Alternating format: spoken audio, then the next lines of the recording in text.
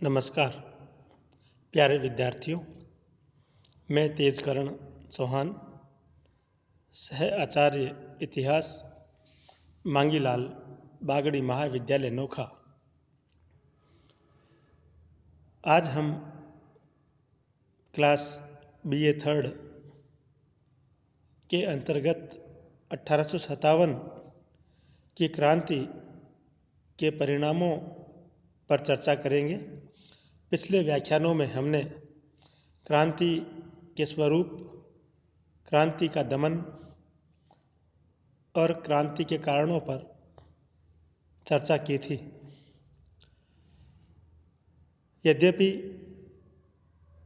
एक वर्ष के भीतर ही अंग्रेजों ने क्रांति का पूर्ण रूप से दमन कर दिया,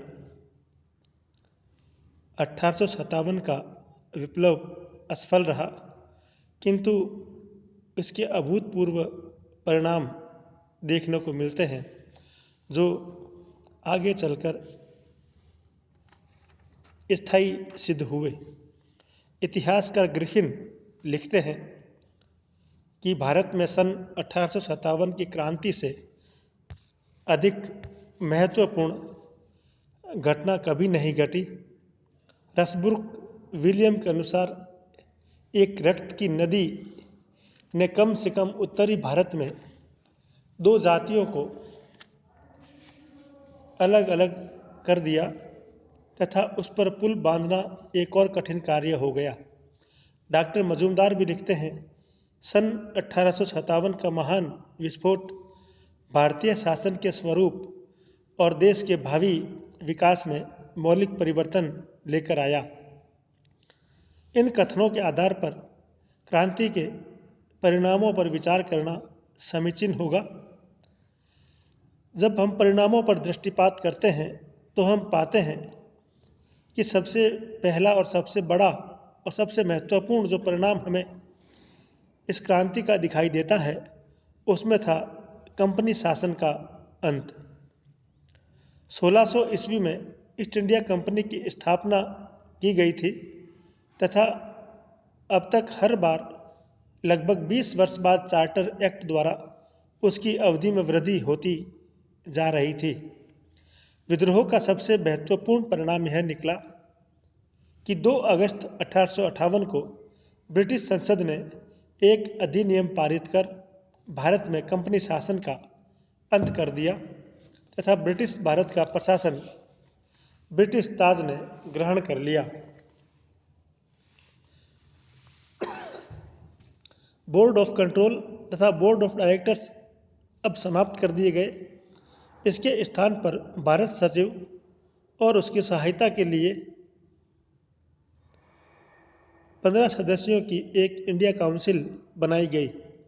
कंपनी द्वारा भारत में किए गए सभी समझौतों को मान्यता प्रदान की गई।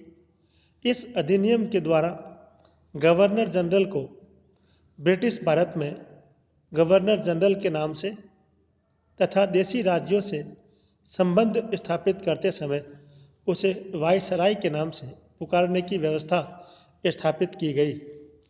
इस प्रकार विद्रोह के फलस्वरूप जो परिवर्तन किया गया उससे एक नए युग की सूत्रपात होती हुई दिखाई देती है। क्रांति के परिणामों के अंतर्गत दूसरा महत्वपूर्ण परिवर्तन जो दृष्टिगोचर होता है वह था महारानी विक्टोरिया का घोषणा पत्र। विद्रोह के कारण जनसाधारण में एक अनिश्चितता उत्पन्न हो गई थी, अतः विप्लव के बाद जनता के प्रति निश्चित नीति एवं सिद्धांतों की घोषणा के लिए इलाहाबाद में बड़ी धूमधाम से एक दरबार का आयोजन किया गया, जिसमें लॉर्ड कैनिंग ने महारानी के घोषणा पत्र को पढ़कर सुनाया। इस घोषणा पत्र की प्रमुख बातें निम्न प्रकार थी। भारत में जितना अंग्रेजों का राज्य है उससे अधिक विस्तार की अब कोई इच्छा नहीं है, अतः भविष्य में और राज्य विस्तार नहीं किया जाएगा। इसी प्रकार देशी नरेशों व नवाबों के साथ जो समझौते और प्रबंध हुए हैं उनका ब्रिटिश सरकार द्वारा सदा आदर किया जाएगा तथा उसके अधिकारों की सुरक्षा भी की जाएगी। तीसरी महत्वपूर्ण बात जो थी वह थी धार्मिक सहिष्णुता और स्वतंत्रता की नीति का पालन किया जाएगा। चौथा, भारतीयों के साथ स्वतंत्रता का व्यवहार किया जाएगा और उनके कल्याण के लिए हर संभव कार्य किए जाएंगे। पांचवा, प्राचीन रीति रिवाजों, संपत्ति इत्यादि का संरक्षण किया जाएगा। छठा, सभी भारतीयों को निष्पक्ष रूप से कानून का संरक्षण प्राप्त होगा। और सातवां परिणाम, बिना किसी पक्षपात के शिक्षा, सच्चरित्रता और योग्यता अनुसार सरकारी नौकरियां भारतीयों को प्रदान की जाएगी और उन सभी विद्रोहियों को क्षमादान दिया जाएगा जिन्होंने किसी अंग्रेज की हत्या नहीं की है। महारानी की इस घोषणा को भारतीय स्वतंत्रता का मैग्ना कार्टा माना जाता है। यद्यपि इस घोषणा की बहुत सी बातों को कभी लागू ही नहीं किया गया, किंतु यह घोषणा 1919 तक भारतीय शासन की आधारशिला बनी रही। इस घोषणा ने भारत के देशी राज्यों के संदेह को दूर कर दिया तथा भारतीय नरेशों को सनदें इत्यादि देकर उनके गोद लेने के अधिकार को पुनः स्थापित किया गया। जॉन स्टीफन लिखते हैं कि विक्टोरिया का घोषणा पत्र केवल दरबार में सुनाए जाने के लिए था। यह कोई संधि नहीं थी जिसके अनुसार कार्य करने के लिए अंग्रेजों पर किसी प्रकार का उत्तरदायित्व हो। परंतु इसमें भी कोई संदेह नहीं कि जिस उद्देश्य से यह घोषणा पत्र प्रकाशित किया गया था उसकी पूर्ति अवश्य हुई। भारत की भोली भाली जनता पर इसका अच्छा प्रभाव रहा। तीसरा परिणाम सेना के संगठन में दिखाई देता है। 1857 के विप्लव का विस्फोट सैनिक विप्लव के रूप में हुआ था, अतः सेना का पुनर्गठन करना आवश्यक था। अंग्रेजों को जब भारतीय सेना पर बिल्कुल विश्वास नहीं रहा, अतः अंग्रेज सैनिकों की इतनी विशाल सेना रखने का निर्णय लिया गया कि भविष्य में होने वाले विद्रोहों का दमन किया जा सके। तोपखाना पूर्णतया यूरोपियन के हाथ में रखा गया। भारतीय सैनिकों की संख्या लगभग आधी कर दी गई और भारतीय सैनिकों के पुनर्गठन में जातीयता एवं सांप्रदायिकता आदि तत्वों को ध्यान में रखा गया। इन सैनिकों को अपने स्थानीय क्षेत्रों से हटाकर दूर दूर क्षेत्रों में पदस्थ किया गया ताकि स्थानीय लोगों के सहयोग से वे पुनः विद्रोह न कर सके। भारतीय सैनिकों को घटिया किस्म के हथियार दिए गए। सैनिकों की भर्ती के लिए एक रॉयल कमीशन नियुक्त किया गया, जिसका परिणाम यह हुआ कि अंग्रेज सैनिकों की संख्या 1859 में 45,000 के आसपास थी, जो 1862 में 92,000 के आसपास हो गई। इसके अतिरिक्त भारतीय खर्चे पर इंग्लैंड में 16,427 सैनिक भी रखे गए, जो कि संकट के समय काम आ सके। चौथा परिणाम जो बहुत महत्वपूर्ण था वह था सांप्रदायिकता का विकास। 1857 ईस्वी के संघर्ष में हिंदू मुसलमानों ने संयुक्त रूप से भाग लिया था, किंतु मुसलमानों ने हिंदुओं से अधिक उत्साह दिखाया। अतः जब अंग्रेजों ने हिंदुओं का पक्ष लेना आरंभ कर दिया, जिससे हिंदू और मुसलमानों में दरार पैदा हो गई। अंग्रेजों ने फूट डालो और राज करो की नीति का पालन जारी रखा, जिससे दोनों जातियों में वैमनस्य और दूरियां पैदा हो गई। यह वैमनस्यता भावी राष्ट्रीय आंदोलन में अत्यंत घातक सिद्ध हुई, जिसका परिणाम देश के विभाजन के रूप में सामने आया। आगे चलकर अंग्रेजों ने हिंदुओं को अनुसूचित जातियों से भी पृथक करने का प्रयास किया। अंग्रेजों की इस नीति के कारण भारतीय समाज के बीच खाई उत्पन्न हो गई। क्रांति के बाद अंग्रेजों और भारतीयों के संबंध भी कटु हो गए और इस कटुता को अंत तक भी नहीं मिटाया जा सका। दोनों के बीच कभी सौहार्दपूर्ण संबंध स्थापित न हो सके। फलस्वरूप शासक और शासितों के बीच भी खाई बनी रही। इस घृणा और अविश्वास का देश की राजनीति और शासन पर कुप्रभाव हुआ।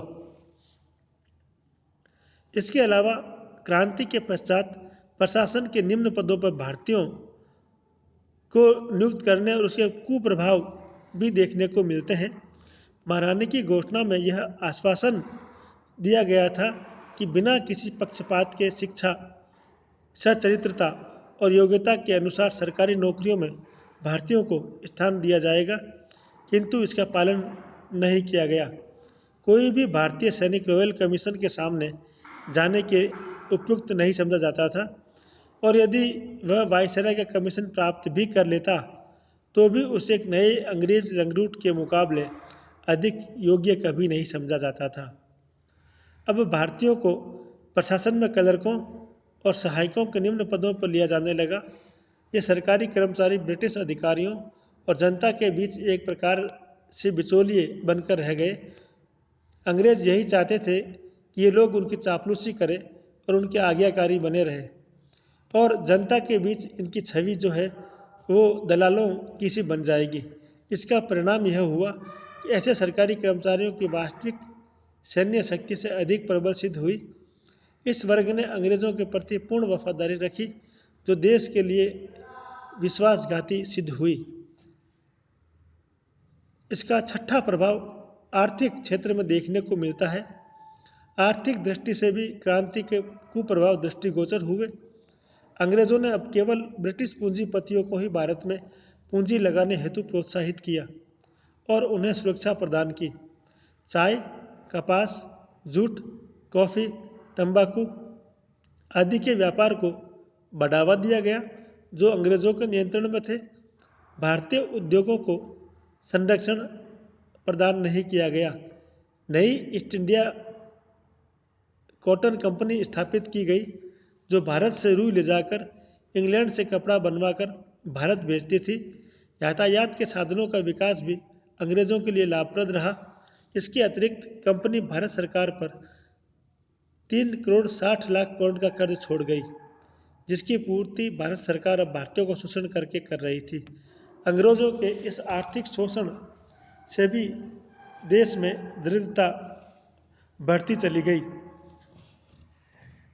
सातवां, इस क्रांति के कुछ लाभ भी भारतीयों को हुए। विद्रोह यद्यपि पूरी तरह से असफल रहा तथा उसके अनेक दुष्परिणाम भी निकले, किंतु इस विद्रोह के परिणाम स्वरूप भारतीयों को कुछ लाभ भी हुए। विद्रोह के पश्चात सर्वप्रथम ब्रिटिश सरकार ने देश की आंतरिक दशा ठीक करने का प्रयत्न किया। लोगों की भौतिक उन्नति के प्रयास प्रारंभ हुए। विप्लव के बाद से ही भारत के संवैधानिक विकास की प्रक्रिया प्रारंभ हुई, जिसका सूत्रपात 1858 के अधिनियम से हुआ। धीरे धीरे भारतीयों को शासन में भाग लेने का अवसर मिलने लगा। शासन में भाग लेने से अब उनमें एक नई चेतना पैदा हुई। 1857 में ब्रिटिश शासन को समाप्त करने के प्रयास का दमन कर दिया गया, किंतु इससे भारतीयों के मन में राष्ट्रीय भावना अत्यधिक तीव्र हो उठी, और इसी राष्ट्रीय भावना ने हमारे राष्ट्रीय आंदोलन को जन्म दिया और उसका संचालन किया, तथा 1947 में विदेशी सत्ता की तीसरी कर दी। 1857 का विप्लव भारतीय इतिहास की प्रेरणादायक घटना है, जिसने ब्रिटिश साम्राज्य की नींव को हिला दिया। भविष्य में भी यह विप्लव भारतीयों को प्रेरणा देता रहेगा, और हमारे राष्ट्रीय आंदोलनों के काल में 1857 के शहीदों को बड़े गौरव से याद किया जाएगा। वस्तुतः अनेक इतिहासकार इसे मध्य युग का अंत और आधुनिक युग का आरंभ भी मानते हैं। इस प्रकार स्पष्ट रूप से ये माना जा सकता है कि यद्यपि यह क्रांति अपने उद्देश्यों को प्राप्त करने में असफल रही, लेकिन फिर भी इसने जो प्रभाव भारतीय जनमानस पर छोड़े वो बड़े चिरस्थायी हुए, और धीरे धीरे इस क्रांति के परिणामों में सबसे महत्वपूर्ण बात यह थी कि इसने भारतीय जनमानस में एक राष्ट्रीयता की भावना को जरूर पैदा कर दिया था, जो आगे चलकर अंग्रेजी साम्राज्य के लिए बड़ी घातक सिद्ध हुई। धन्यवाद। जय हिंद, जय भारत।